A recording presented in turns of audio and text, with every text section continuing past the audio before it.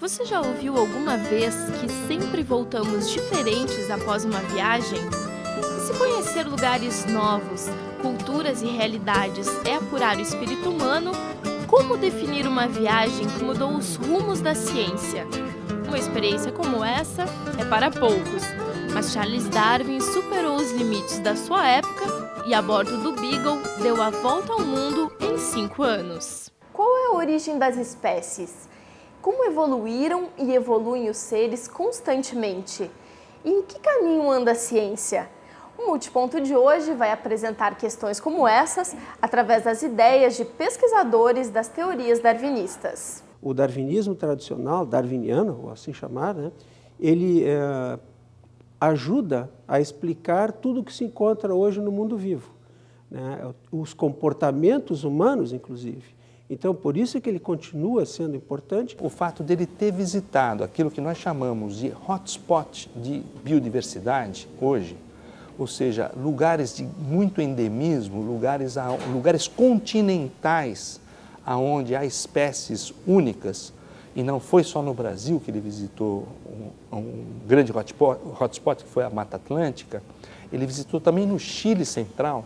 Ele viu um lado da cordilheira como havia animais e plantas diferentes do outro lado da cordilheira e que nem ao norte nem ao sul esses bichos não apareciam. Quer dizer, ele teve contato com uma biodiversidade, ele viu como que a biodiversidade era, enfim, inerente à própria vida. Como surgiu a vida? Eu acredito que a vida tenha surgido primitivamente e então sou adepta da teoria dos coacervados. Então, acredito que as condições ambientais no nosso planeta primitivamente evoluíram até que surgiram os primeiros agregados proteicos nos mares, que eram quentes e densos, e a partir daí, então, por evolução, surgiram as espécies que hoje nós temos, com as quais convivemos e que nós fazemos parte dela. Ele é a primeira pessoa que tenta uma explicação clara, didática e que tem uma preocupação por explicar e ser convincente com isso.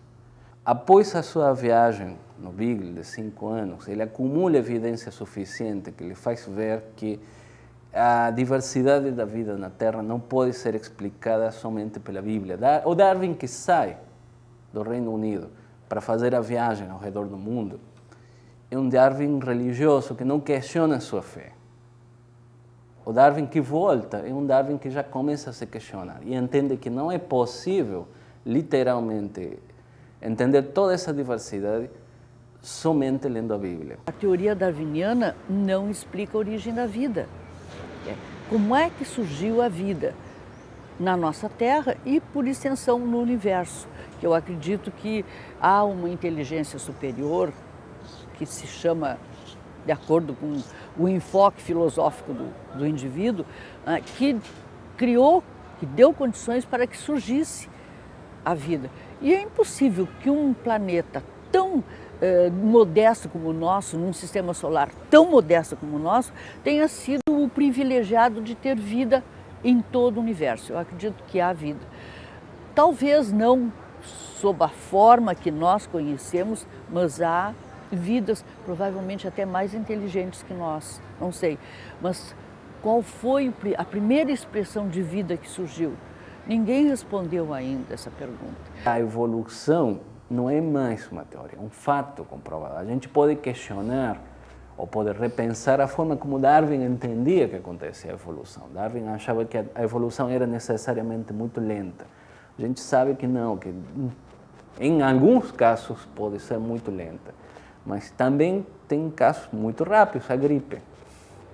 Então, a gente, claro, até nossa compreensão do processo evolutivo evoluiu ao longo do tempo, desde a época de Darwin até hoje. Nós não podemos ver a possibilidade de desenvolver uma teoria da evolução sem que se desenvolva essa teoria dentro de teorias das dinâmicas da Terra.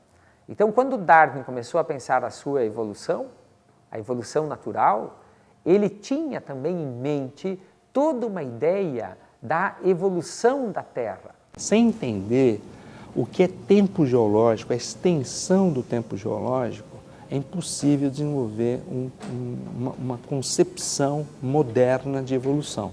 Você pode até desenvolver uma concepção fantástica de evolução, mas ela não vai estar adequada àquilo que os cientistas aceitam hoje em dia.